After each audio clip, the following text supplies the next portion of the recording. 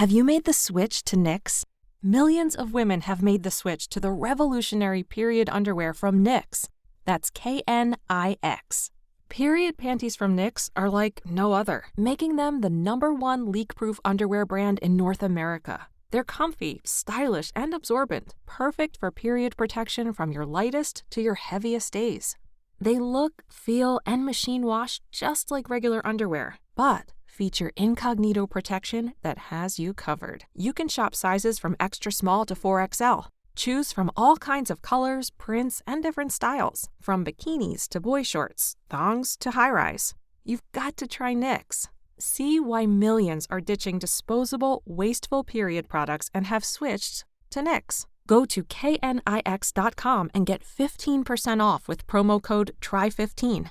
That's knix.com, promo code TRY15 for 15% off life-changing period underwear. That's knix.com. Welcome to All About Agatha, the podcast dedicated to reading and ranking every single mystery novel written by the Queen of Crime, Dame Agatha Christie. I'm Kemper Donovan. I'm Catherine Broback. And for 3 years now, we have been introducing our podcast thusly, with that emphasis on rankings, and to celebrate our 3rd year anniversary, as we celebrated our first and our second, we are doing a rankings-focused episode. The 3rd anniversary gift, Kemper, is leather. I hope you got me something exciting.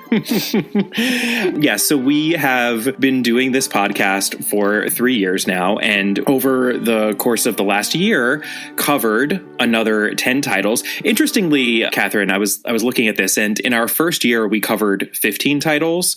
In our second year we covered 13 titles, and in the last year we covered 10 titles. So we're slowing down a little bit, but I'm hopeful that we will be picking up the speed again, because the goal, of course, is always to cover one novel per month. A month.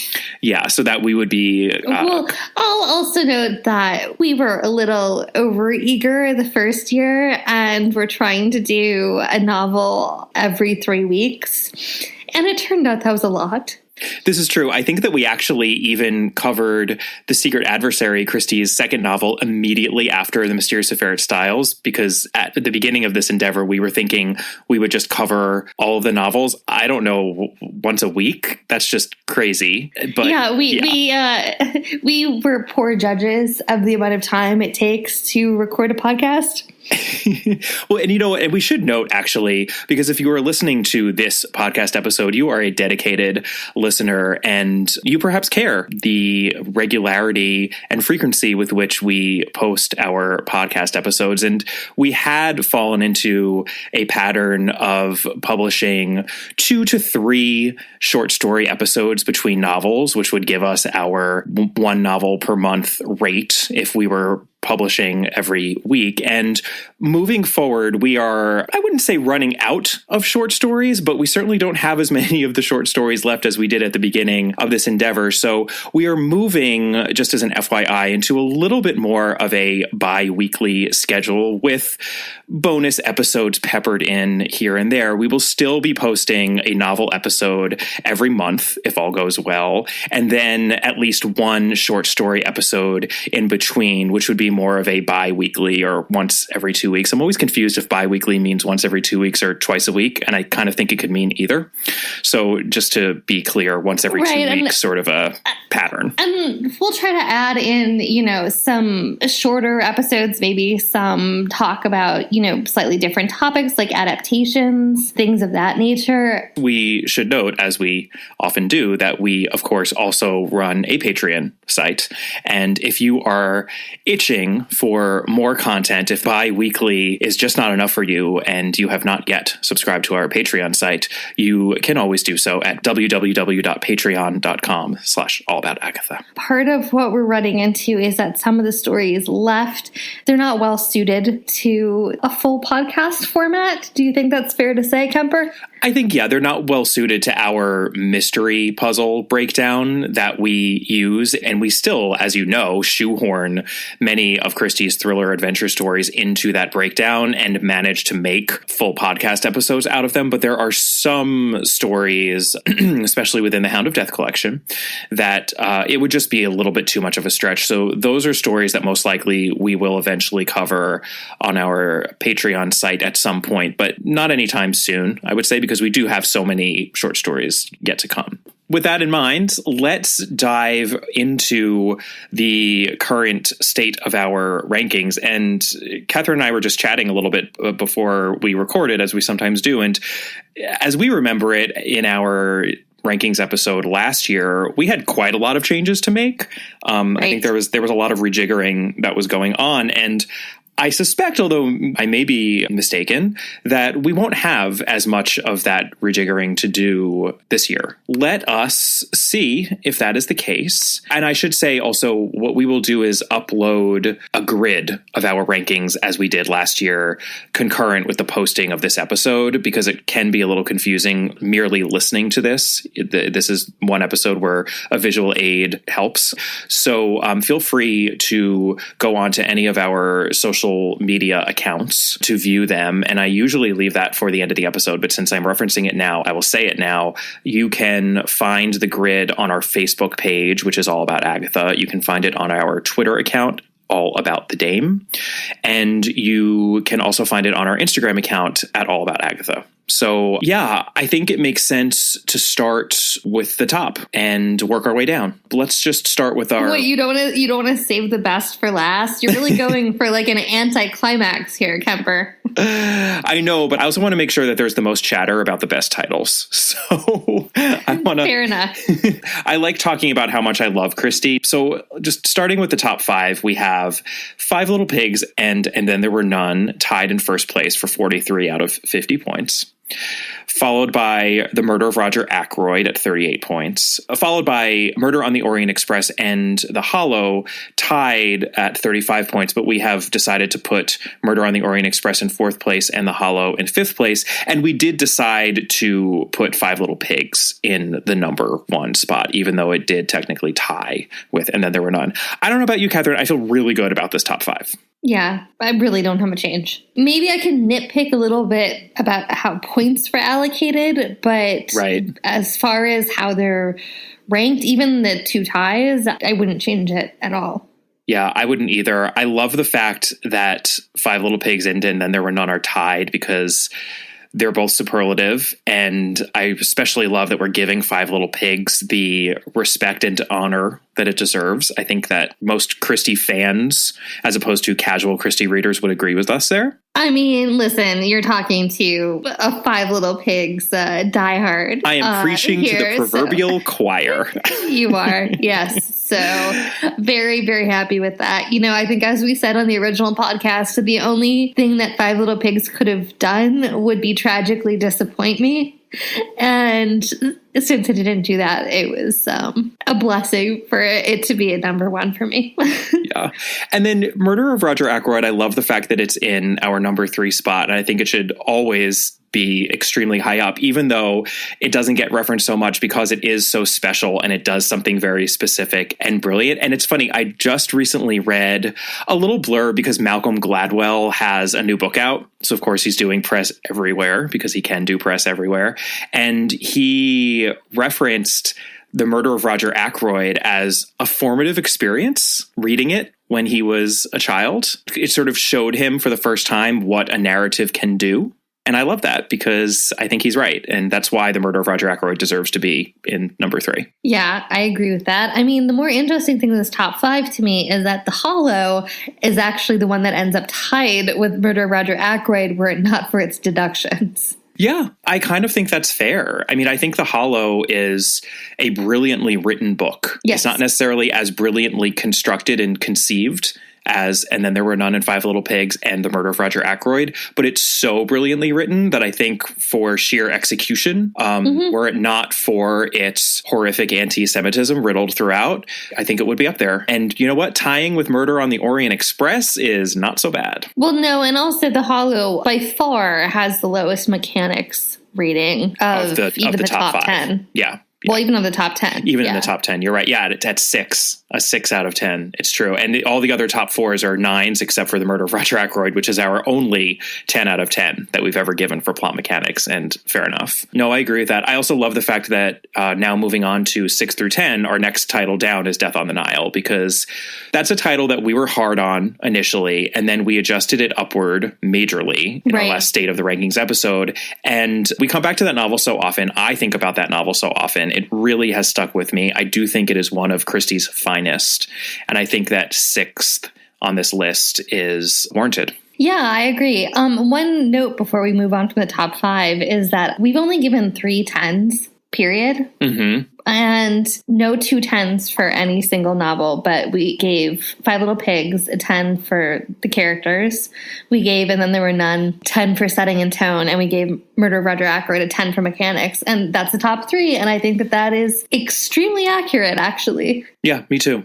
And I think, for example, it's telling that Death on the Nile, on the other hand, doesn't get a super high score in any one category. It's got a 7 for mechanics, a 6 for credibility, a 6 for detective characterization, an 8 for one-offs, and a 7 for setting and tone. All put together, that's a very high score of 34 out of 50, but it's not doing anything superlatively necessarily the way that those novels are. Cumulatively, it is. Cumulatively, exactly. As a novel, that's why I say it's one of Christie's finest novels. I think it's just all humming along perfectly, and when you finish it, it's just satisfying and shocking. And she really pulled off something fantastic with that book. So that's at number 6. Then we have a podcast favorite, The Murder at the Vicarage, in number 7, still tied technically with Death on the Nile at 34 points. I definitely think it should be below Death on the Nile. And it's funny, but we keep on saying this in our State of the Rankings episodes. We don't have that many Miss Marple novels in our rankings. Still. Well, there haven't been that many of them still, as it turns out. And you know what? We are 2 novels away from the Miss Marple novel that people often cite as their favorite, if not the best, A Murder is Announced. Right. So it will be interesting to see where that falls in our rankings. But given that the only other Miss Marple novels we have are The Body in the Library and The Moving Finger, I definitely think Murder at the Vicarage is the best of those Marples, and I have so much affection for it. So number 7 feels right to me. Yeah, I mean, it goes back a little bit to charming characters. Yeah. And, it holds up. I think part of the reason it doesn't land higher than Death on the Nile is that it's missing the sort of iconic factor that Death on the Nile has. Yeah. So that's a little bit what is giving Death on the Nile the edge there. Oh, absolutely. Partially that has to do with the Ustinov film adaptation, but only partially. There's an iconic quality to the novel that Murder at the Vicarage definitely doesn't have. And I think I've said this before. I wonder if ultimately we will adjust Murder at the Vicarage down, because I don't know if when we're at 66 novels, it really deserves to be number 7. That feels high to me. No, I believe that it's also up there because it's a very good novel introduction to Miss Marple. It is. So yes, I think that, come a year from now and we have some more Miss Marples, perhaps it will have moved down this list. Yeah. Well, rounding out our top 10, we have Peril at End House, Cards on the Table, and the ABC Murders. Those are all at 33. And I may as well actually mention 11 and 12 because they're also 33 points, Towards Zero and Sad Cypress. So those are 5 novels that we are very fond of for different reasons. And I feel good about that. I think the order makes sense. I think that Cards on the Table and the ABC Murder should be in our current top 10, and certainly Peril at End House.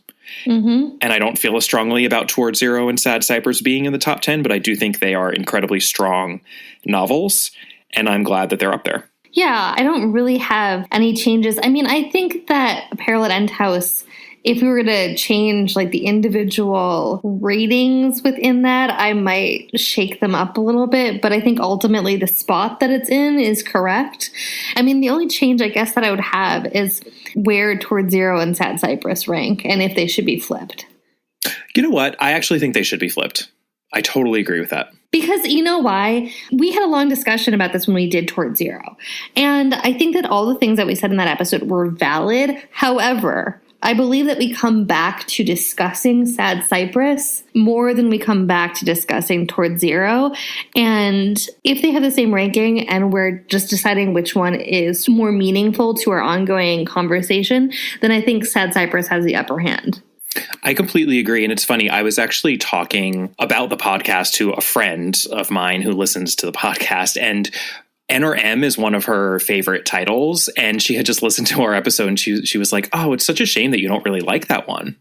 And I was like, "Oh no, I actually really do like N or M." Yeah, no, we both like N or M. Yeah, but I understand why she thought that, because I think sometimes, often people tell us we come across more harshly about titles since we are being critical, and when we get to the ratings, we're looking to deduct points. And I think sometimes it might seem as though we don't like a title as much as we actually do. Towards Zero, though, is the rare example where I think it seemed as though we liked it more than we do, or just after the fact we realized maybe we didn't like it quite as much as we did in the first flush of having read it.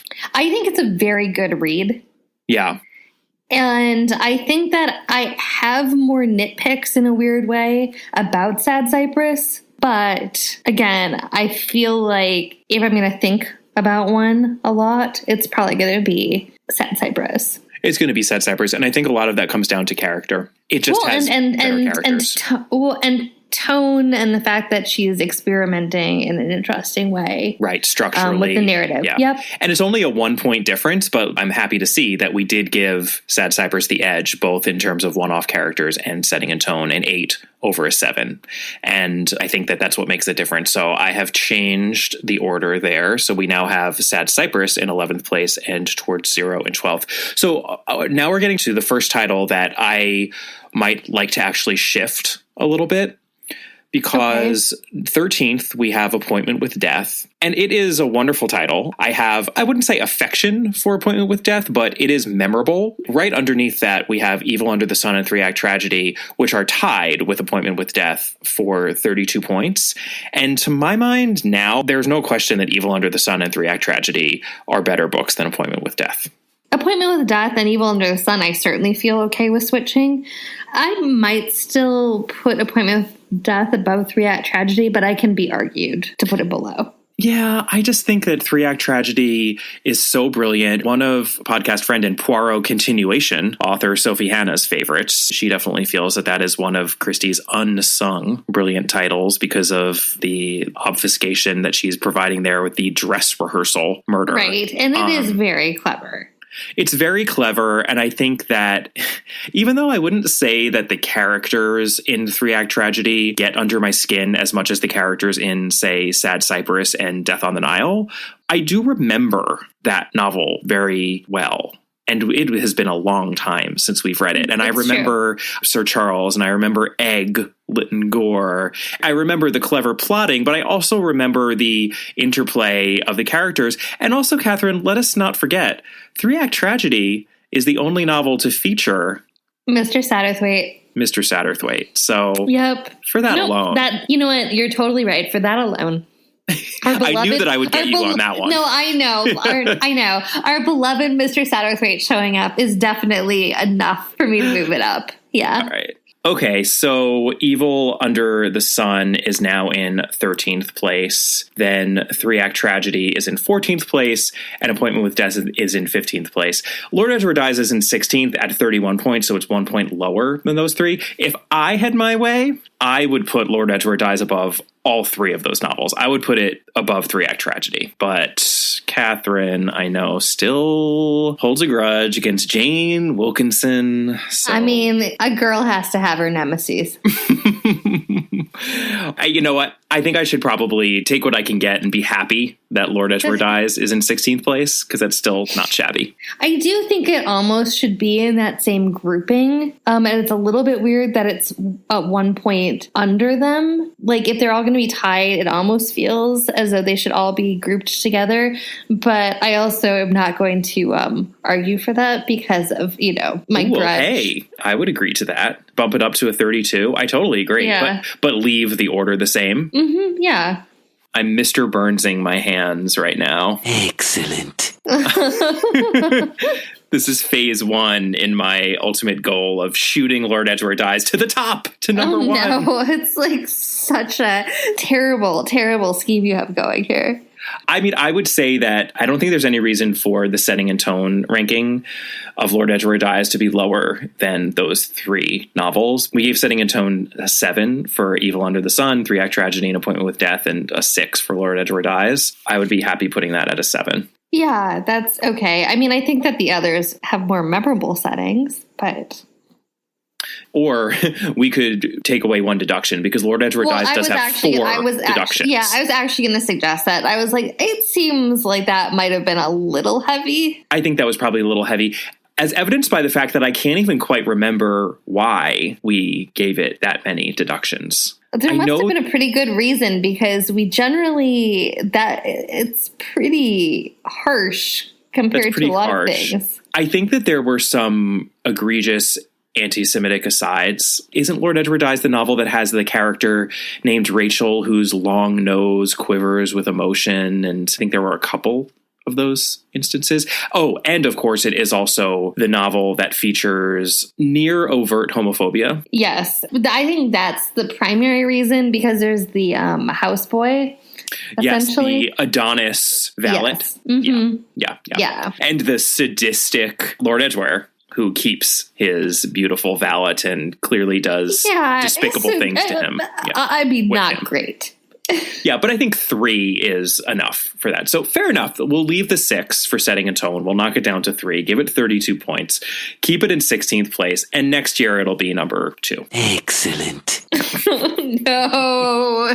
Curse you, Jane Wilkinson. Okay, so next then, in our next grouping at 31 points, we have a little cluster of 3 titles. The Body in the Library, followed by Sparkling Cyanide, followed by The Sitterford Mystery. And I'd actually like to bring in the title just beneath that, which we just covered, Taken at the Flood, which comes in the number 20 spot at 30 points. And we mentioned this at the end of that episode. It felt a little low to us. Yes, it did. At the moment. I think that if we hadn't known that this rankings episode would be coming right afterward, we may have even fiddled with it a little bit at the time, but we knew that we would be able to do that right now.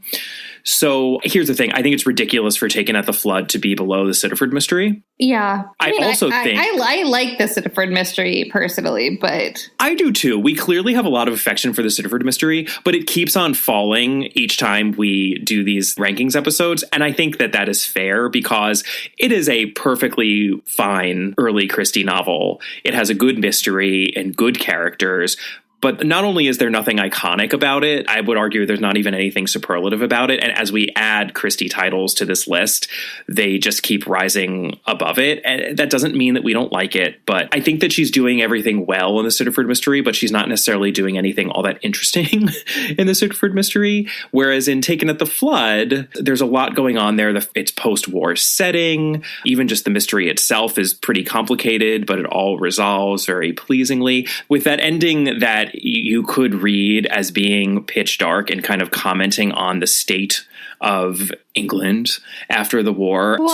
Yeah, I mean, I think feel that if we only gave Poirot a 5 for Taken at the Flood, and we gave Miss Marple a 7 for The Body in the Library, there's an imbalance there. Yeah. I mean, I would frankly even consider moving it above The Body in the Library. Oh, I would too. No. Okay. I totally agree with you. I think that Taken at the Flood should be just below Lord Edward Dies.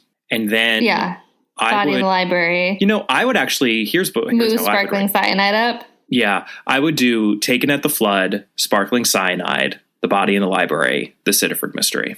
Yeah, I think that that's totally fair.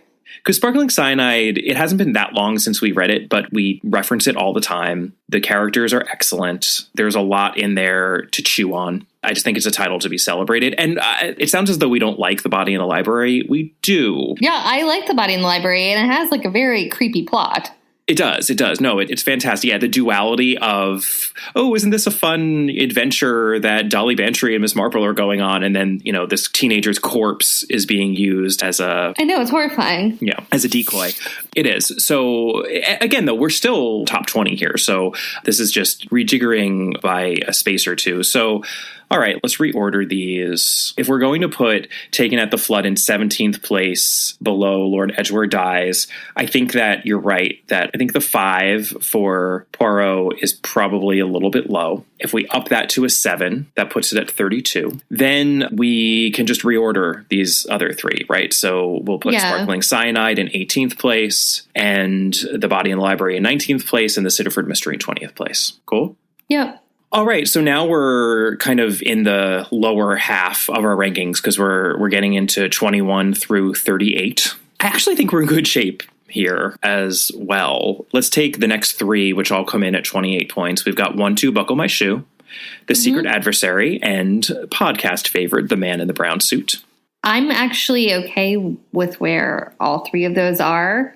Me too. I like the fact that The Man in the Brown Suit is our highest ranked thriller, barring potentially The Secret Adversary, which you could argue is also a Christie thriller, but given that it's the first Tommy and Tuppence, it's also, and it's good. It is actually good. I think it deserves to be up there as well. And I like the fact that 1, 2, Buckle My Shoe is in the middle because that is a deeply flawed novel, but I do think about it, and some of the tricks that Christie employs in that novel come up in later novels. I think it's actually a really useful novel to keep in mind as a Christie aficionado. So I like that it's at least in the middle of the rankings and not super low. Well, I also like it actually with the 2 kind of thrillers because in some ways 1, 2, Buckle My Shoe is self-referential in a bunch of places. Yeah. And I sort of like that it's grouped right there because all 3 of them have a degree of self-awareness to them.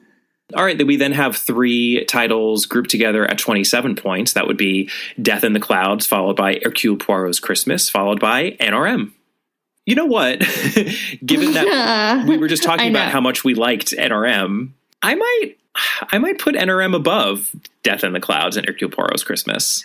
Yeah, I was going to say that you've always had more affection for Hercule Poirot's Christmas than I do. So I'm happy to leapfrog over that. Yeah, I still think that Hercule Poirot's Christmas should be higher. I think it should be a point or 2 higher. Like, if I had my way, it would be 29 or 30 points so that it fit between The Sittaford Mystery and 1, 2, Buckle My Shoe. I think the Policeman Did It is one of the big Christie tricks. And even though it's a little clunky, that locked room mystery is a little clunky and the characters are a little lifeless. And the setting. Oh, you don't say. And the setting is a little not there. Yeah. Everything else for it is not working, which is why I don't feel that strongly about it. And I'm actually fine with it where it is, but I would put it a slot or 2 above. But if you feel strongly enough about it, I'm fine leaving it where it is. I'm not a huge fan. So, yeah. Fair enough. I'll use that to force Lord Edgeworth Dies a little bit higher. I'm saving all my cards for Lord Edgeworth Dies. I know. Excellent. All right. I actually really like NRM. Me too. There are so many flaws with it, but I think it's really enjoyable to read. It's a really fun novel. And that too, I mean, what she manages to do with those 2 Tommy and Tuppence novels, which are very different from the last two Tommy and Tuppence novels we have yet to cover, is, I think, capture the fun of the better thrillers and anchor them to this detective couple, and it works. I mean, if it weren't for some of the most ludicrous elements of NRM, I would almost say that I think it's better than The Secret Adversary, only because we have read The Secret Adversary and, of course, the Partners in Crime collection. And so the thing about NRM, seeing Tommy and Tuppence age, seeing their relationship with each other, seeing how they have evolved, is fascinating. So that makes the book incredibly interesting to read. No, I agree. I think we'll be saying the same thing about By the Pricking of My Thumbs, but times 10. I have a feeling that By the Pricking of My Thumbs is going to rank pretty high. Actually, I might be wrong. It might not be as good as I remember it, but I think that all of those qualities of the way that they're aging and how they're in a different place in their lives, et cetera, are really brought to bear in a powerful way because they're so much older. by that point. Right. So it's one of the titles in the far horizon that I'm really looking forward to. Well, I think both of us were really looking forward to NRN, and I think we were, right to, despite its flaws. Right. And I think it suffered a little bit for us from the hype. Right. We were so looking forward to it that it perhaps fell a little below our heightened expectations. But now that we have some distance, I think we can recognize, no, like it's a legitimately delightful book. Right. Okay, so NRM is now in 24th place, followed by Death in the Clouds and Hercule Poirot's Christmas. And, it's funny, Death in the Clouds, the only affection I have for it is that it's the title referenced in that Doctor Who episode that we covered on our Patreon site. Well, and also because it has a wonderful Fontana edition cover, which also has a ginormous wasp. Right, which is why it's referenced in that Doctor Who episode. But right. The book itself, we've talked about the fact that it has one of the most egregious racist asides. And as always with Christie, it's obviously an exceedingly clever plot. But I just don't find myself thinking about that book all that much for a 30s Poirot. So no, I think about some of the plot tropes in it, but that's about it. Yeah. All right. Then we have at 26 points, Murder in Mesopotamia. We do every now and then, I think, call back to that one, but not in a good way. Right. Usually we're referencing it as an example of Christie straining credulity and not pulling it off, as she usually does. Obviously this is the book where she has a woman realize that she didn't marry the same man twice. And what's funny, and we didn't mention it in the last episode, and in Taken at the Flood, the notion of a woman not recognizing her husband and how ridiculous that would be is referenced when Rosaline Claude is supposed to be identifying, this body and saying whether or not it's Robert Underhay. And like Christie actually said that. And I wondered if she was thinking about Murder in Mesopotamia. So I'm quite happy with Murder in Mesopotamia being at 27 out of 38. Yes. So then we have a cluster of novels that are at 24 points. These are The Mysterious Affair at Styles, followed by The Moving Finger, followed by The Murder on the Links, followed by Dumb Witness, followed by The Mystery of the Blue Train. These are all deeply, deeply flawed novels. I think that the order is right because, if anything, The Mysterious Affair at Styles, I remember that we had bumped it up in our previous discussion of the rankings because it deserves a lot of cred. It's the first novel, yeah, it right? does. Of course, yeah. So perhaps, when we're doing this in a year's time, if there are just too many novels that are hovering in this zone, we may have to bump it up and give it a higher ranking just to make sure that it remains where it belongs. I think for right now, I'm comfortable because it is at the top of this pack at 24 points. I think it should be. I certainly think that it's better than The Moving Finger. And then even though The Moving Finger we had so many issues with, I do think that The Moving Finger is unquestionably better than The Murder on the Links, Dumb Witness, and The Mystery of the Blue Train, all of which kind of descend in quality for me. I'm very happy with that order. I would consider arguments in favor of moving Dumb Witness above Murder on the Links, but I can leave it where it is. I will just put it out there. Yeah. I think that's interesting because it's funny. We've come across, since reviewing Dumb Witness, so many people who have so much affection for that title. Right. It's the dog title. Of course. And I have to say that, if you think about it as the dog book, you do get added affection onto it. So, our big problem with it is the repetition. I mean, I think that is the major knock against it. Right.